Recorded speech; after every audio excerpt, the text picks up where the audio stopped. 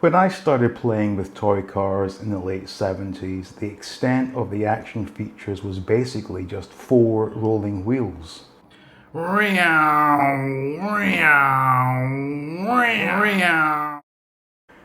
It wasn't until the 80s when toy companies took the humble toy car to the next level with a variety of different action features.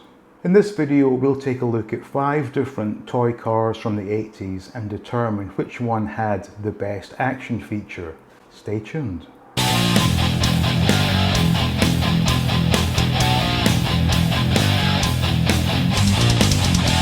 Welcome back. Now here we are with a selection of 5 wonderful action-packed toy cars from the 80s.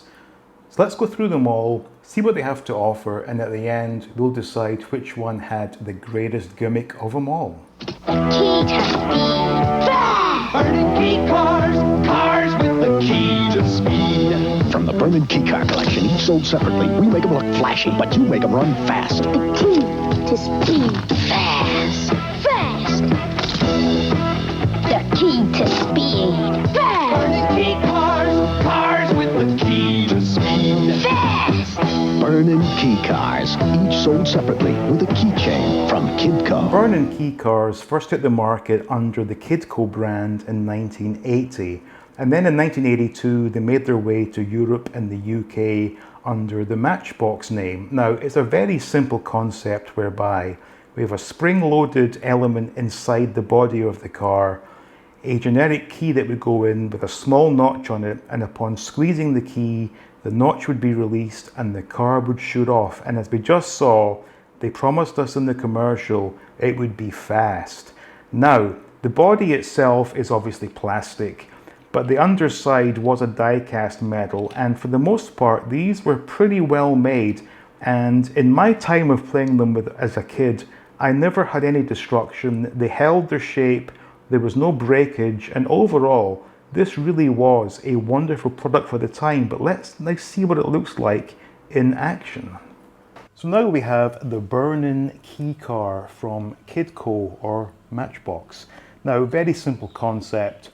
Spring-loaded mechanism inside, key goes in, the notch holds it in place. When you squeeze, notch goes in, car shoots off. So let's get the key into the car and get it lined up, and we'll see how fast this goes, because remember, the commercial told us it was fast. So anyway, 1, 2, 3, and it went round the corner, but it was okay for speed. I wouldn't really call that fast, but as a kid in the 80s, having your own key to your own little car was indeed very cool. Never. You never played with a car like this before. New 5-winders. Shift into first for speed. Second gear is for panic stops. Look out. Hit third gear and you spin out left. Hang on. Fourth gear and you spin out right. Want to pop a wheelie? Yeah. You've never played with a car like this before. 5-winder. New 5-winders from Chopper. 5-winder. The 5-winders from Shapper Toys in 1984 was a real revolution, and it was essentially, 5 different toy cars in one. Like, obviously it does look a bit goofy with that sort of gear shifter on the roof, but it did serve a purpose. So you had 5 different slots to put this into. Straightforward meant it was going to go at speed. To the rear was a wheelie. Bottom left, it would spin out to the left. Bottom right, spin out to the right. And upper right was what they called a panic stop. And this was a whole lot of fun to play with. As with most toy cars in the 80s, it wasn't really an accurate representation of the car it was supposed to be, but it was a lot of fun to play with, and one that I have really nice memories playing with, because I remember seeing that commercial on TV and thinking, I need that in my life. And when I saw it for sale, possibly in a John Menzies store, I knew I just had to have it. But let's take a look at this car in action. Here we are with the 5-winder. Now technically this should really be called 6-winder, because once you're in the neutral position, it does allow the car to freewheel. So technically there are 6 options that can be used, but we'll go through a couple here. So first of all, Forward, like so, is meant to be for speed. Let's just see how fast this thing will go. And again, very simple pull-back motor. Here we go, 1, 2, 3. Boof. Yeah, that was pretty fast. That's not at all bad.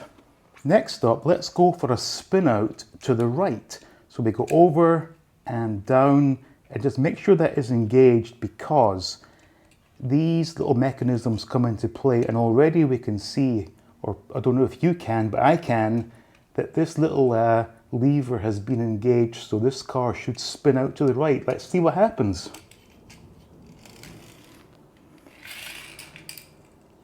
Yep, it did exactly as it said it would do. And the one that always fascinated me as a kid was what they called the panic stop.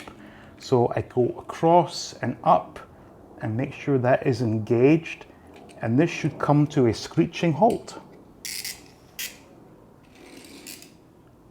It did. Not really the fun I was expecting as a kid, but nevertheless, to have a car that had many different options was always kind of cool. And for the hell of it, let's just do a spin out to the left. If I can get this engaged. Doesn't appear to be. Again, these things are ancient history now, so there will be times that they don't quite work as intended, but we always try our best here.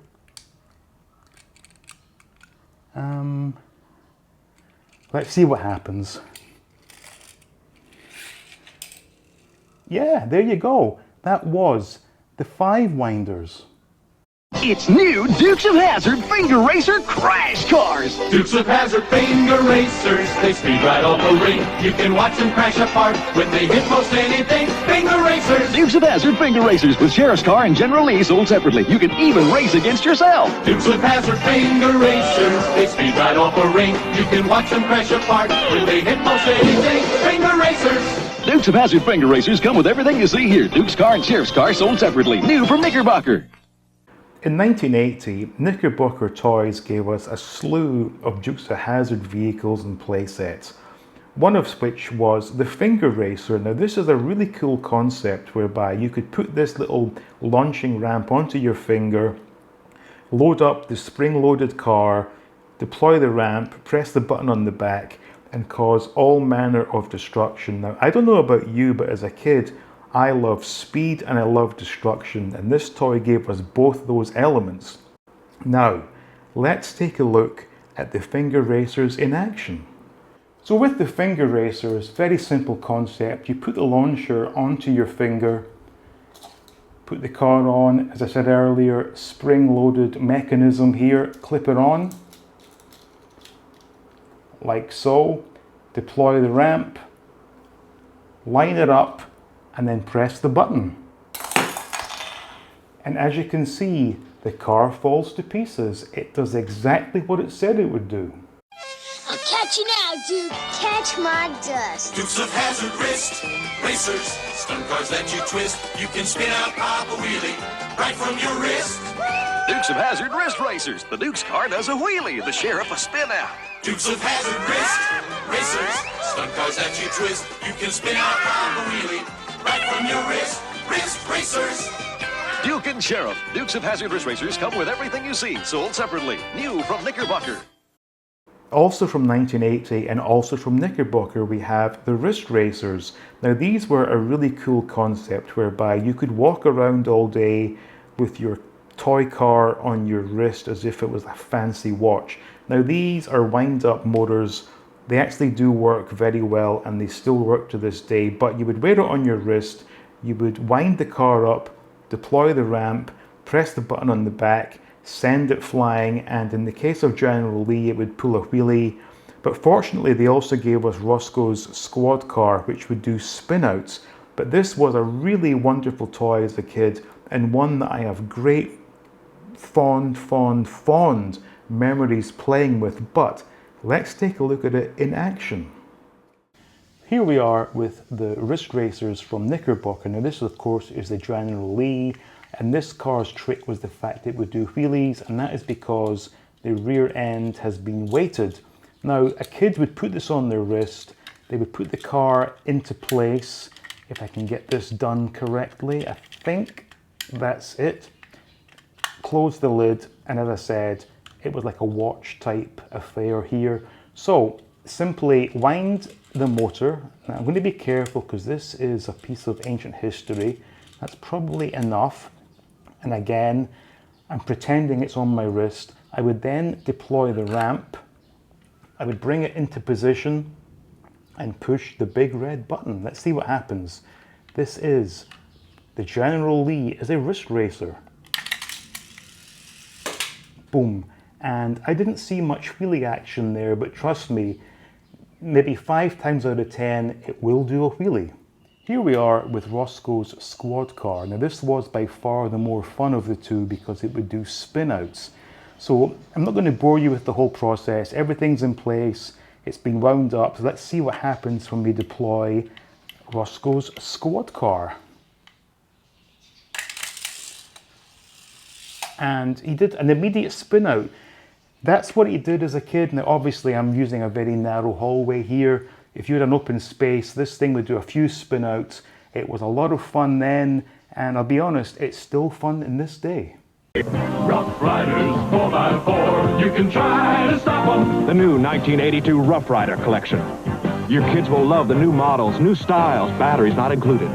They'll go crazy over the new pickups with even bigger wheels, new cars, new off-the-roaders, great new rigs, all with working headlights. And they all do side wheelies. Your kids will love the new Ruff Riders 4x4 collection from LJN. The Ruff Riders A-Team van from LJN back in '83 was such a wonderful toy for many reasons. First and foremost, I loved watching the A-Team, so I was all about getting any toys I could from the show. But second of all, I did really enjoy battery-powered toys as a kid. And the fact that this one had working headlights made it all the more special because back then, there weren't a whole lot of toys that had working lights. This one did, but best of all, it had 2 drive modes. You had 2-wheel drive by shifting the lever to the front, and best of all, you had 4-wheel drive when the lever was put into the back position. And unlike a lot of toys of the 80s, this one really did do what it said it would do. So to test the Ruff Riders A-Team van's 4x4 function, I've created a ramp using a Rent-A-Ghost annual from 1983 and a tin of Bird's custard. So anyway, 2-wheel drive, can it climb this ramp? Just. But what about 4-wheel drive? Absolute ease. Now this one was brand new when I opened it, so I'm not going to take it outside and put it through the dirt, but rest assured, this 4x4 function can indeed tackle most terrains. So having given these toys a quick play with, my initial thought was to give the #1 spot to the Ruff Riders A-Team van simply because as a kid I loved electronics, I loved that it had working headlights, 2 drive modes, but in terms of fun, it has to go to the burn-in key car because as a kid, we all looked up to our fathers when they would grab the car keys, go out to the car, turn it on and be the pilot of his own vehicle. And this was the first time I ever had my own key. And just the memories of that kind of level of responsibility, if you will, was quite special to me then. And looking back on it now, yes, it's all a bit silly, but at the time, having your own key that made your little toy car operate was very special indeed. So for me, the best gimmick on a toy car in the 80s has to go to the burn-in key car. So please do let me know in the comments, which one do you believe had the best gimmick? And did you in fact own any of these yourself? But as always, I want to say thank you so much for watching. If you could, please do leave a like. Do make sure you are subscribed and stay tuned for more videos from All Things 80s.